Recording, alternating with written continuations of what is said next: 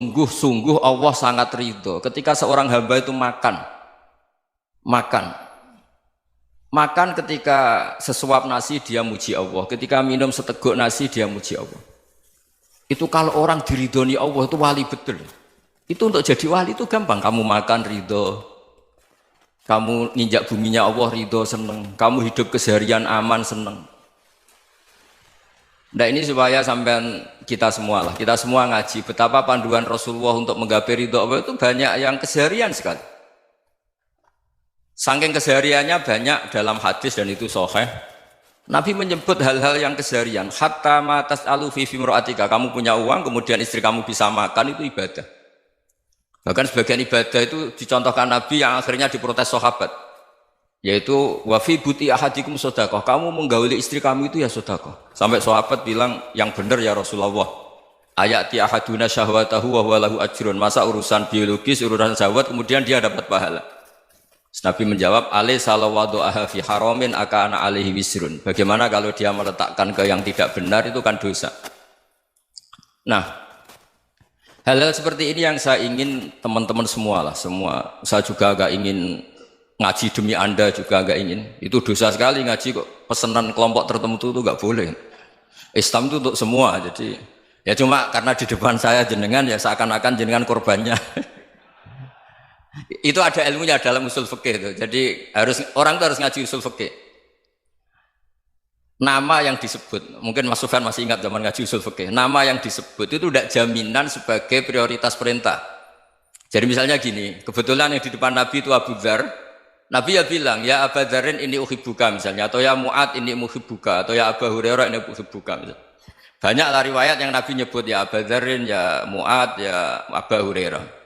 Kemudian misalnya Nabi meneruskan khitab, ini uhibbuka, saya mencintai kamu, fakul dubur sholatin, atau sebagian riwayat disebut fala tada'an la dubura kulli sholatin, Allahumma inni ala dzikrika wa syukrika wa husni ibadatik. Saya mencintai kamu, siapa saja. Mu'ad bisa, Abu Dzar bisa siapa? Saya mencintai kamu, mohon kalau habis sholat kamu jangan lupa wiridan Allahumma a'inni ala dzikrika wa syukrika wa husni ibadatik. Ya Allah, tolong kami permudah supaya mudah ingat engkau.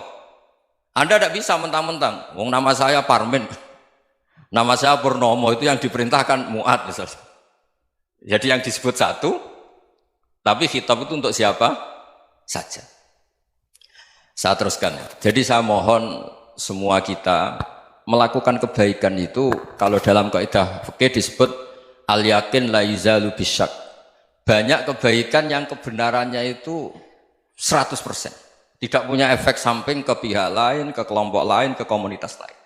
Itu tadi misalnya Anda makan dan itu murah sekali, hanya butuh satu piring. Setiap punyaan kamu muji Allah, setiap minum kamu muji Allah. Itu redaksinya Rasulullah SAW disebut Allah sangat ridho ketika seorang hamba makan, kemudian dia memuji Allah, atau minum kemudian dia muji Allah. Logikanya gampang. Negara seperti ini yang kamu harapkan bentuknya kayak apa, mertua, ipar, komunitas, tetangga, itu nyata terjadi itu kan belum pasti. Sementara yang mesti terjadi adalah kamu butuh makan, kalau tidak mati. Butuh minum, kalau tidak mati. Butuh bumi yang nyaman ditempati, kalau tidak kita juga mati.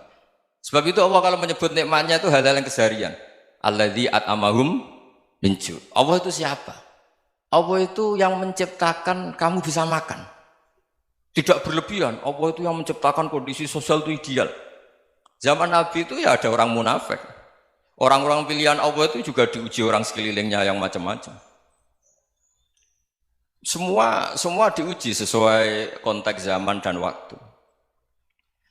Nah, tapi ada ibadah-ibadah yang selalu disarankan Nabi. Sampai Nabi itu pernah ditanya, ayul Islam ya khairun ya Rasulullah, Islam terbaik itu gimana? Jawaban Nabi itu unik. It'amut to'am. Islam terbaik itu ya makan-makan, santai-santai. Ketika Allah menyebut beberapa kebaikan, falak tahamal aqobah wa ma adrokan apa? Mal aqobah. Terusannya apa? Fakku raqobah. Terusannya apa? Au it'amun fi yaumin di masubaya, atau acara makan-makan itu juga Islam. Kenapa? Ya bayangkan kalau tidak ada makanan, kita mati kan? Kondisi sosial tidak ideal itu Anda masih gak apa-apa, tapi kalau Anda tidak makan, Anda tidak minum, Kamu punya istri cerewet masih bisa hidup, punya mertua cerewet masih bisa hidup. Tapi kalau tidak makan bisa mati. Berarti penting mana istri sama makan? Penting mana? Makan. Semoga istri Anda dengar, nanti kamu disuruh makan tapi pulang deh. Itu kalau dibahasakan makan masih memahami. Penting mana nasi satu piring dengan istri. Nggak ada nasi mati, nggak ada istri belum mati. Penting mana? Gak berani jawab kan? Nah, ternyata Anda ada garang kan di depan istri. Jadi saya mohonlah, mungkin Mas Sufyan Sauri tadi yang bisa bantulah. Teman-teman tuh ngaji yang keseharian saja. Karena kita nyari ridha Allah itu berdasar firman Allah. Dan firman Allah itu menyebut keseharian tuh riang, gampang. Yaitu tadi misalnya wa min ayatihi manamukum bil laili wan nahar. Termasuk ayat-ayat Allah itu kamu tidur. Maka dulu itu ada guyonan, ada tokoh Mu'tazilah, kelompok dalam Islam yang berpikir manusia itu bisa menentukan ikhtiarnya sendiri. Karena saya bisa duduk, ingin berdiri, berdiri. Karena kelompok ini nggak terima kalau semua kehendak Allah, nanti bagaimana kalau semua kehendak Allah kok ada hisab ya, ada sanksi. Lucunya itu dia akhirnya ini cerita ya, mencintai seorang perempuan cantik sekali. Dan itu dia menjadi ahli sunnah itu oleh hal-hal yang sepele. Karena istrinya cantik, ya namanya suami istri itu hubungan intim. Terus ditanya, Mas masih ingin lagi? Masih. Silahkan diulang lagi. Wah ya tidak bisa. Katanya manusia bisa menentukan yang diinginkan. Itu tobat itu. Itu nggak bisa ditobatkan Mas Sufyan Ats-Tsauri. Orang cantik yang mudah nobatkan orang itu orang cantik. Segampang itu. Akhirnya kita tahu, makanya kalau dalam kitab Hikam itu disebut al-aqil mayyakul madza yaf'alu wa hubi wal ghafil mayyakul madza af'al. Orang yang punya akal karena sadar ini wilayah Allah, semua milik Tuhan. Itu dia tiap hari berpikir, besok Allah akan melakukan apa terhadap dunia ini. Kamu merencanakan sesuatu mau plesir, ternyata gempa. Mau wisata ke Rusia, ternyata perang. Kamu tidak pernah tahu apa yang akan terjadi besok. Wa ma tadri nafsum madza taksibu ghadan. Tapi anda semua kita ini sering punya jadwal permanen. Makanya saya kalau diundang siapa saja, sanad takdir. Yang jelas Gus ini acara penting. Ya masih acara penting nak pangeran ngersakno piye? Kowe ape dadi pangeran, kamu kok mau jadi Tuhan? Itu kadang ya kiai. Penting Gus acara ini jenengan harus memastikan bisa. Loh kamu itu yang ngajarin tauhid, sesuatu itu biadillah kok bilang-bilang apa pasti. Kalau maksa terus tak tobatkan loh kamu kata saya. Ya kalau gitu Gus bilang insya Allah. Wah itu hati saya, fisik saya, roh saya sudah bilang insya Allah. Tidak usah kamu latih kata saya. Nah hal-hal tauhid keseharian itu gampang sebetulnya. Wal ghafil yaqulu madza af'al. Tapi orang yang lupa Allah dia setiap hari bilang besok apa? Kita bisa melakukan apa? Seakan-akan dia itu aktor, dia penting, dia subjek permanen, dia. Padahal kita ini hanya objek kehendak Allah Subhanahu wa taala.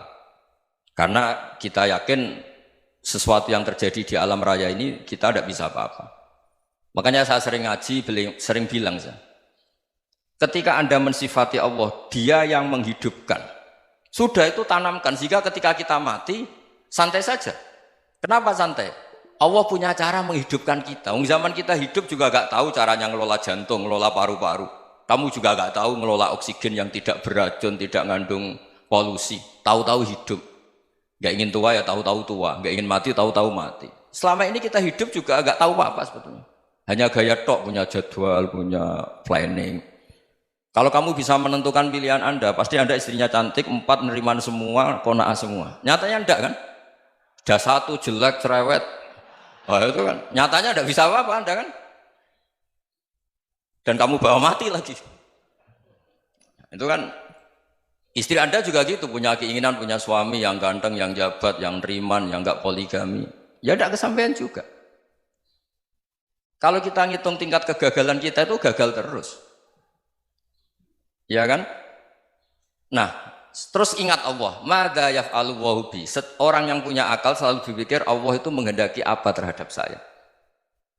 Lalu sama-sama orang ngelihat orang yang serius, itu kata Anda itu pemikir berat, serius. Senang punya tokoh yang merengut tuh, karena kamu anggap serius. Tapi sebagian orang anggap orang yang serius itu wong merengut, wong masam, wong muka kok ditekuk. Jadi sama itu hati ya muqallibal qulub tsabbit qalbi ala dinik, karena kita nggak tahu cara berpikir kita tentang orang lain, tentang sekeliling kita. Misalnya kita orang baik yang jenis ngurmat fakir miskin, ada orang bangun masjid mewah itu janggal. Apa artinya masjid mewah kalau banyak orang kelaparan? Tapi kalau yang jenis pendidikan, apa artinya masjid mewah kalau tidak bisa ngaji? Nanti yang jenis infrastruktur, apa artinya ini kalau semuanya punya sudut pandang yang berbeda-beda. Dan Islam mengapresiasi semua kebaikan. Tapi katakan semua kebaikan itu adalah kehendak Allah Subhanahu wa taala. Karena apapun baik Anda itu pakai fasilitas yang diberikan oleh Allah Subhanahu wa taala. Sehingga ini yang disebut qulillah tsumma darhum fi khawdihim yal'abun. Ya kembali tadi ke tema-tema bahwa keseharian Anda ini sudah Islami. Saat Anda tidak bisa melakukan apa saja. Saya sering ada jenazah, biasanya kalau tetangga meninggal saya sering disuruh ngelepas. Saya bilang orang ini baik. Karena sering ngelamun di rumah, sering nganggur di rumah. Ditanya sama anaknya, kenapa Gus nganggur baik? Ya kalau dia nganggur artinya juga agak berbuat sesuatu yang maksiat kan? Ya kan? Orang nganggur di rumahnya ya tidak bunuh orang, tidak maling, tidak korupsi, ya namanya nganggur di rumah. Lah cuma istri cara pandang nganggur gak menghasilkan uang itu. Tapi juga gak menghasilkan kriminal kan?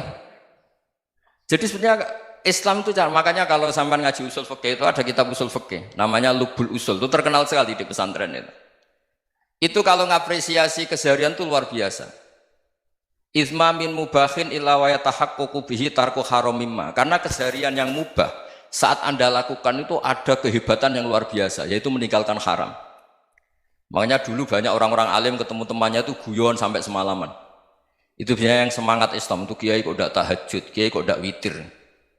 Orang yang sedang mapan uangnya banyak, malam itu tidak kelayaban itu sudah luar biasa. Melawan nafsu supaya tidak maksiat itu sudah luar biasa. Supaya lupa guyon sama temannya semalaman sampai subuh. Gejlok-gejlokan ngenang zaman miskin, zaman kuliah nggak jelas, zaman apa. Melihatnya jangan tarkut tahajud. Seperti ini meninggalkan tahajud, tapi meninggalkannya ini talkul muharramat. Jadi kayak apa hebatnya? Sehingga Imam Ghazali punya riwayat yang agak unik. Hatta takuna ibadatu akhiri hadil ummah iku an-naum. Sehingga suatu saat ibadah terbaik umat ini itu tidur. Itu kan riwayat kontroversi. Ketika Imam Ghazali tanya, kenapa iya? Kenapa kamu mulai keluar dari rumah itu sudah banyak maksiat? Melihat perempuan yang enggak mahram, melihat fenomena. Tapi kalau kamu tidur itu enggak melihat apa-apa. Tapi juga kamu jangan nganggap tidur itu ibadah betul. Saatnya melakukan fardu ain malah masih tidur. Tapi itu sudut pandang yang menjadikan kita Islam itu gampang. Jadi saat Anda tidak bisa aktivitas apa-apa, misalnya ada beberapa orang yang lumpuh. Lumpuh itu memang nggak bisa Jumatan, nggak bisa ibadah, tapi dia juga nggak bisa maksiat. Tidur itu memang Anda saat itu tidak bisa tahajud, tidak bisa witir, tapi saat itu ada zina, ada maling, tidak gosipkan orang, tidak bully orang, tidak menanamkan kebencian, tidak hasud. Sehingga tidur menurut Allah Ta'ala wa min ayatihi manamukum billaili apa? Wan-nahar. Karena di tidur itu selain ada unsur istirahat, jaga kestamina, juga ada unsur meninggalkan beberapa keburukan. Nah saya mohon ibadah yang keseharian ini kita jaga. Supaya kita semua baca ayat itu fasih. Fasih itu tertanam di hati. Allah itu siapa? Alladzi at'amahum min ju'i wa amanahum min khauf. Dan Allah kalau cerita di Quran itu anna sababnal ma'a sabba tsumma syaqqaqnal ardha wa syaqqa fa ambatna fiha habba wa inaba wa qadba wa zaituna wa nakhla wa hadaika hulba. Kamu tahu saya ini siapa kata Allah? Saya ini adalah Tuhan yang menurunkan air, kemudian ada tanaman banyak. Habba wa inaba wa qadba, ada zaitun, ada tin, kalau orang Jawa mungkin ada tela, ada padi, ada mangga, ada pisang. Sudah. Wa inaba wa zaituna wa nakhla wa hadaika hulba, ada perkebunan yang lebat. Tujuannya apa? Mata Allahkum, silahkan kamu pakai, kamu nikmati. Tapi karena kadang kita ini punya ide-ide besar. Tadi untuk syukur saja nunggu punya istri riman, rumah baik, tetangga baik, komunitas baik, semuanya baik baru syukur. Lama-lama nanti ada di surga, syukurnya nunggu surga paling kelas A. Itu sudah ada yang menghuni Rasulullah, kamu nggak boleh di situ. Masa untuk syukur saja? Repotnya Masya Allah. Jadi mohonlah Quran yang kalau Anda hafalkan juz sama itu kan ada ayat-ayat yang kayak tadi. Ya, fal yang dzuril insanu ila ta'ami. Coba lihat, Apa yang kamu makan ya? Dari mana? Dan untuk mempertahankan hidup kamu keseharian. Jadi jangan kira ibadah itu harus membentuk komunitas yang versi Anda. Ibadah itu harus yang hal yang mulu-mulu. Kesehariannya Anda alami. Loh ini saya tidak bikin-bikin. Saya ngaji bukan karena berdasar pesanan. Itu ayat yang saya baca kan betul ada ayatnya kan. Fal yang dzuril insanu ila tu'ami anna soba benal ma'ah soba thumma syaqqaqnal ardo syaqqa fa ambasna fiha habba wa inaba wa qadba wa zaituna wa nakhla wa hadaika ghulba. Terusannya apa? Mata'al lakum, silakan kamu nikmati. Mata itu silakan kamu nikmati. Ya kayak sampean dikasih hidangan ya makan. Ya sudah makan, habis makan ya minum, habis itu ngantuk ya tidur. Ya sudah normal-normal saja. Kayak apa indahnya Islam? Tapi Anda mencari Islam yang gimana lagi? Nah itu yang diajarkan guru-guru kita, diajarkan sanad kita sampai Wali Songo, sampai Rasulullah SAW. Bahwa pada akhirnya ada jihad, ada perang. Itu dulu memang perang, bukan membunuh, beda. Dulu kita dijajah Belanda ya perang, dan itu normal karena kita dijajah. Jadi ketika orang lain ingin baik sama kita, wa in ahadum minal musyrikin astajaroka ya fajirhu hatta yasma'a kalam Allah. Kalau mereka ingin baik ya kita baik. Makanya ada istilah musta'man, mu'ahad. Kalau mereka ingin damai, berdampingan dengan kemajmukan ya itu yang lebih baik. Karena memang Islam menghormati proses perdamaian. Wa in janahu lis-salmi ya fajnah lah. Kalau ingin damai ya kita harus